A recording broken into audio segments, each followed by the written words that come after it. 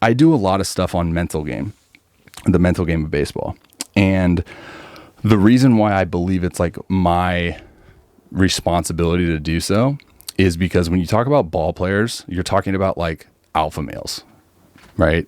So the thing with alpha males becomes like, okay, well now there's so much pride and ignorance that the whole like between the ears type sensitive stuff doesn't really get brought to light a whole lot. And I'm in a position now where like I'm completely okay with like being, hey, I struggle with X, Y, and Z. This is kind of things that work for me. You know, maybe it'll work for you. And I think the cool thing is that the podcasting and the stuff on social media or online allows for this little outlet, right? Allows for an outlet for somebody maybe who is struggling with something between the ears pertaining to the mental game, and they can listen to this. And my goal is just to literally, if I can influence, inspire, or help educate, you know, instruct like one person, like then we're freaking cooking. And I love that. And especially, like I said, with the mental game, because I don't think it's talked about enough as if like, you know, a reverse lunge or how to throw a curveball is. And I think it's even more so important. And the reason why I believe it's more so important, and the reason why I'll say that all the time, is because I've always been one that has had the talent, and I'm saying this obviously that carries a little weight, but like, you know, you can ask a lot of people that are higher up in the game, scouts, you know, GMs, executives, whatever. And like, I had the talent. I mean, I'm still at that point where like, it's funny that I put stuff on, you know, Instagram and Twitter of where I'm at right now in my progressions to winter ball prep, and sitting like 94, 96, you know, with 3 off-speed pitches, developing a really good slider and a splitter for swing and misses, blah, blah, blah. And they're like, dude, what are you doing? Like, why aren't you an affiliated ball? And there's a huge, huge piece to in between the years, and that instilling that, you know, self-confident, self-convicted in what you're doing, you know, approach, that type of effort approach that allows you to be just completely free, loose, you know, carefree when you're up there in a game, in your performance. And it's hard to do. And I'll be the one to say, like, I'll be completely honest and vulnerable. Like, I haven't been the best at that. You know, like, I've said this for a while. I could throw the best bullpen in the world, and I can have the best throwing program in the world. And then when the lights are on and things matter, there's a lot of times, and of course it's not every time, but there's a lot of times where I feel this sense of internal restriction or internal, like, I have to prove to everybody in the world that I actually am good. And you'll hear, I mean, I do like a lot of research on this stuff too. And you hear across the board, like, you look at NBA, not even NBA, just sports, like high draft picks, and you get labeled like bust, and you listen to them talk, and you talk about like the pressure and the internal pressure that they put on themselves. Obviously there's going to be a ton of external pressure, right? And they become somebody different when it matters. And there's been multiple times in my career where that's happened. Now, obviously there's been times, like even where I am at today, I'm in a good spot. You know, I don't face this kind of internal mental game restriction really much anymore. Like, it still comes up, but you know, I kind of have things to put into place and how to counter that. So when it pertains to performance anxiety, okay, so I'll try to hit this in a broad spectrum, not so much just in a spectrum of like pitcher A, you know. So when it comes to like performance, obviously, like, this is the opportunity to put everything that you've worked on, every you know, last rep and set and throw and bullpen and flat ground, or every 5 p.m. BP, ground balls, like all that stuff. It's time to now put that into the game and show your work, right? And with that we can talk about like nervous, right? Like, oh, you get nervous, whatever. I think any athlete that says they don't get nervous, I think they're lying, because there is some sense of like, you know, when you are playing this game, there's those like butterflies. I don't even know if that's nervous, but there's this idea that when it does matter, things change from, you know, what was once like a comfortable atmosphere and a comfortable environment when you're practicing or training and you're probably at your best, right? You're free and loose, to then, all right, now the lights are on and there's an umpire and there's people in the stands watching me. Why are all of a sudden, like, why can't I execute this pitch that I executed 500 times today? Or like, why can't I hit this pitch that I've hit my whole entire life, or whatever it is? And things change. And what happens and what has happened with me is this over amplification of the problem in my mind. Okay. So no matter what we talk about within sports, obviously there's this physical disconnect, right? A physical problem. So again, I know I said I wasn't going to do this, but now I am, and I'm going to talk about pitching.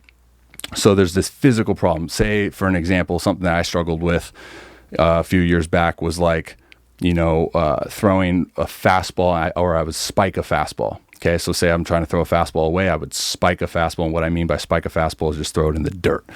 And there's never an instant in an AB where you want to throw a fastball in the dirt, okay?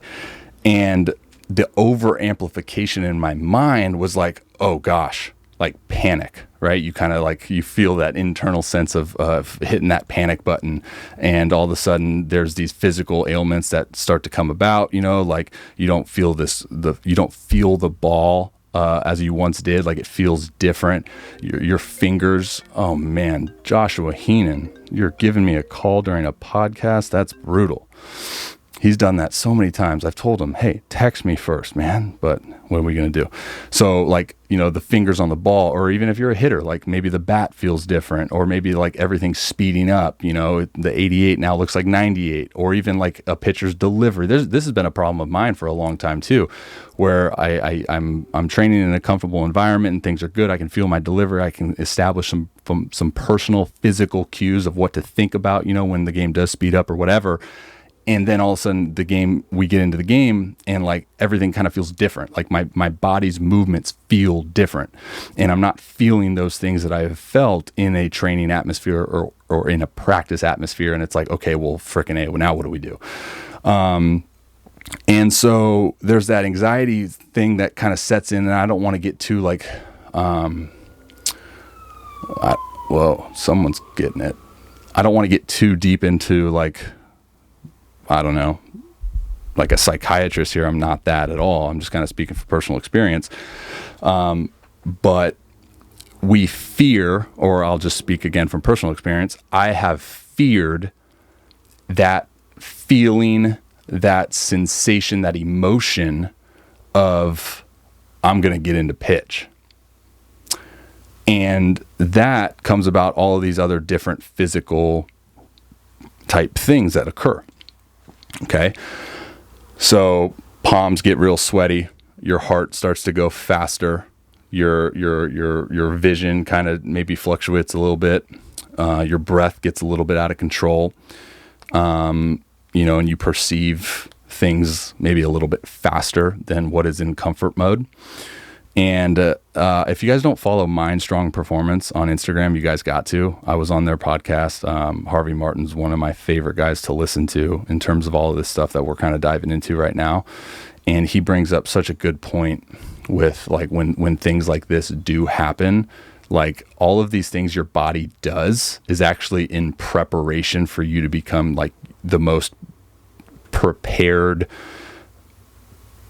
beast or like warrior that you can potentially be. And I remember when I was with Pittsburgh, when I actually was going through a lot of like, you know, mental game issues with like the yips and like all of this stuff, the one thing that stood out in one of our like team, they brought some guest speaker in spring training. They did that, you know, like weekly, but they were talking about this dynamic and like what happens with the body. Right. And we know as athletes, if you're listening, like the hands getting sweaty, this happens before I start like recording a podcast with someone too. Like I'll get that sensation or that feeling. And it's like, ooh, kind of miss that once you're out of the game. Like the palms get sweaty, you get sweaty, your feet start to twitch, you know, like I kind of always do. And you kind of just want to move. You can't really sit still. Like you don't even think about breathing. You're just like, whoa, man, like this is crazy.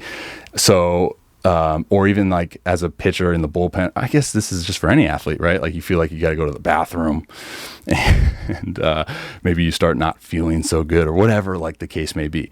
And this person, I'll paraphrase everything. Like I don't know word for word. This was a while ago, but I remember the big takeaway that I got was all of these things that occur like inside your body is like in preparation for you to survive in battle. Like your vision, your depth perception, like all these things within your eyes and your vision, like get better.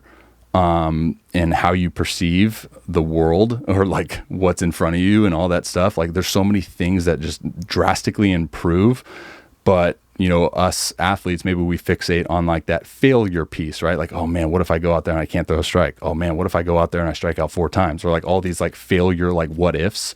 And for me, it was always this idea that I felt embarrassed because of how much I love the game and how much I put work into this game.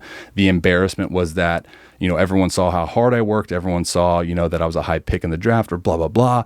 But then I would go out and I would still fail. That was one thing that like, it was really hard for me to get over, you know, that embarrassment.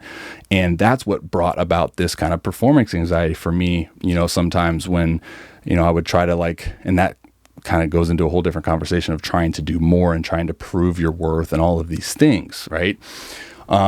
So I know we're diving into a lot of different things kind of going off. I don't have a script written, like I didn't have anything. I literally wrote performance anxiety and like, let's go, because I can talk about this stuff all the time. So what I wanted to talk about or what I wanted to highlight within this podcast was like some things that helped me. And again, I'm not perfect. I really, you know, haven't figured everything out, not even close to the mental game. But some things that I put into practice that have really helped me. And I talk about this stuff a lot within mental game and on this podcast is one, take ownership of like your breath. I know that sounds nerdy, but when you take ownership of your breath, and what I mean by that is like controlling your breath, 4 inhale, 4 count inhale, 4 second hold, 4 second exhale, you know, we call that box breathing, and just really just being super attentive to your breath. Because what happens within that is it calms your body down, right? And B, you all of a sudden take all of your mental emphasis, all your mental focus, all that cognitive enhancement that we're going through within, you know, in preparation for performance. It takes all of that maybe was once directed towards that idea of like, oh, what if I fail? Or what if I, you know, throw 17 balls in a row? Or what if I can't get out of my inning? Or what if I can't freaking hit a ball? Or what, blah, blah, blah. What if I swing at a ball that goes over to the backstop? Like all these like what if things that are pertaining to failure. It takes all of that, and now it just says, I got to focus on my breath, right? Like I'm now cognitive to just, and you'll start seeing like once you do that, like then you get out of your head, and I talk about this all the time, but you get out of your head, your brain, it does a great job of threat monitoring, right? That's why your body is in the position it is when you are in performance anxiety, is because of your brain, potential threat, right? Monitoring. Now we got to send signals to the body to prepare and blah, blah, blah. So then when you start to emphasize your breath and you start to take ownership of your breath, all of these cool things that happen are your mind takes a back seat. It can worry less because why? Because we've prepared to have success in this moment. And that was the thing that really took me to like the next level was I'm like, what am I doing? Like, why am I stressing about how hard and smart that I work when that should be something that is advantageous for me in performance, right? Because that should give me more self-conviction. That should give me more internal confidence because of how much work I've put in. So it's like that, hey, brain, look how much work we're doing, man. Like you should be calm and cool and collected and confident within these moments. And that's something that I encourage everyone to think about is like, you know, your brain, your self being knows that if you skip a rep or if you skip a set or if you skip throwing a particular day, right? Like those are the moments in which, okay, now I'm a little nervous, right? It's like going into a classroom when you haven't prepared for a test and the test is today. Holy smokes. Panic, right? So that was one thing that really helped. I guess that's like part A, part B, or 2B, or 1B, I don't know.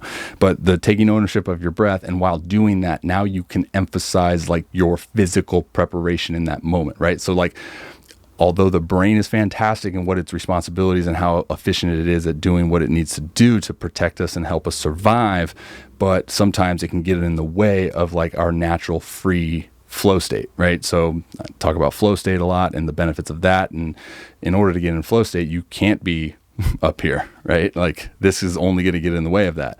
And now flow state is the best athletic freaking version of yourself. And that's why I encourage everyone to just think about, what do I got to do to just be free and be athletic? And, you know, everyone has a different route and a different way to go about doing that. But again, something for me that helped. And again, I still struggle every time I perform, every time I go in a game with like nervous, right? I still get butterflies. Like I still sometimes like have palms sweaty. I still sometimes got to go to the bathroom. Like that stuff doesn't change, but we can now target it a little bit better, knowing what it is for, knowing, you know, and this is all just experience, guys. And speaking of experience, that is the goal. That was like the foundation of why I started this brand, was to provide experience to the inexperienced, right? So, and you get an understanding of that the more that you're in battle and the more that you explore that, and it just gets easier. Now, another thing, and this is the last thing, and we'll head out here, but another thing that drastically helped me was getting out of my desire to train and prepare in comfortable environments. Because no matter how we look at it, no matter how we cut it, dude, like we can talk about you know, make the uncomfortable comfortable. Yeah, whatever, dude. You're going to be out there sometimes and it's just going to be uncomfortable, right? Like that's the nature of the beast. But I think what we can do, and this is something that, like I said, really helped me, was start training and preparing in just uncomfortable environments, right? Instead of throwing bullpens all off season, have someone stand in the box, right? Have someone in there just taking swings off you, and get into uncomfortable counts. And if you're a hitter, just step into the box and take swings off somebody, you know, like get into uncomfortable accounts and throw pitches that you normally wouldn't do. So then you are uncomfortable and you can acknowledge the uncomfort in that moment because of your unpreparedness, if you will, and then be like, okay, boom. All right, whatever. I failed. That's why we're preparing this way. All right, let's do it again. Boom, boom, boom. Once I started doing that, like once I started, you know, training, or I guess it started like when I got away from just the off season and I just started playing year round, and the amount of just reps and quality reps, if that, just helped, because then you just get put into this pattern where like, all right, well, you know, I failed. All right, well, let's get them again 3 days later. And obviously it's not easy to put yourself in a position to be able to play year round, but it's the same thing that I'm kind of referring to with just the amount of uncomfortable reps, right? You increase the amount of uncomfortable reps, and all of a sudden you'll sit there and notice that I'm going into a game right now and I'm calm, right? Like I love this. Like if you're watching this on, I guess it doesn't matter, but I have like 4 wearable trackers. I have an Apple Watch, an Oura Ring, a Whoop, and a Fitbit. Okay. And I can get you a Whoop discount code. So email me, contact robbyrow@gmail.com. I can get you a 30% discount on Whoop. I used to be able to get you one on Oura, but yeah. Okay.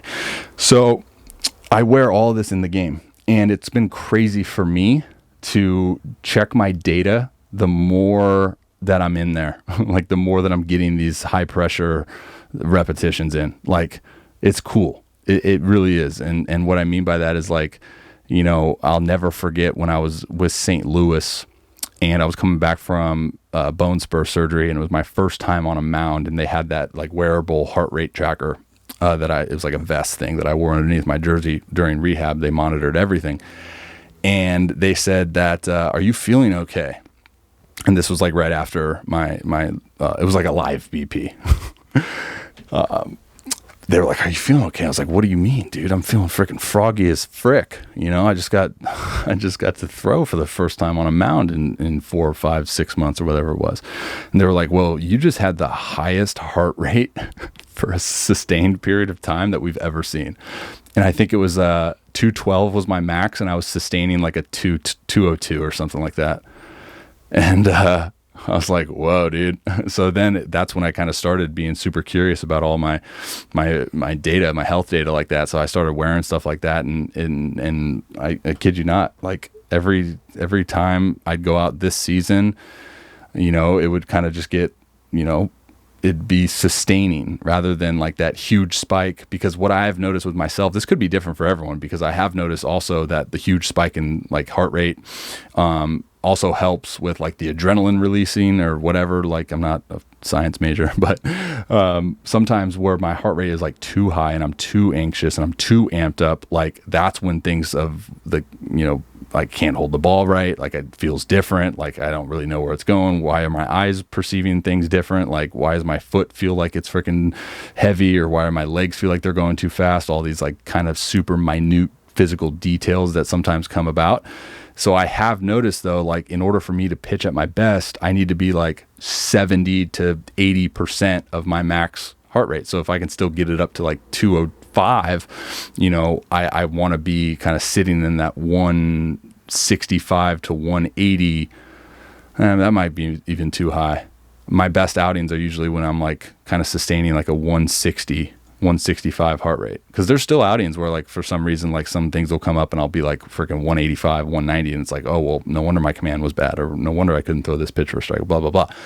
And that's kind of the reason why I like tracking that stuff. But okay, we'll finish this off with just another encouragement. Take ownership of your breath. Take ownership of the realistic idea that is you prepare in such a way that gives you confidence and conviction. And the more confidence and conviction, in my opinion, that you can have, the less you'll hear that voice inside your head that says, what if you fail?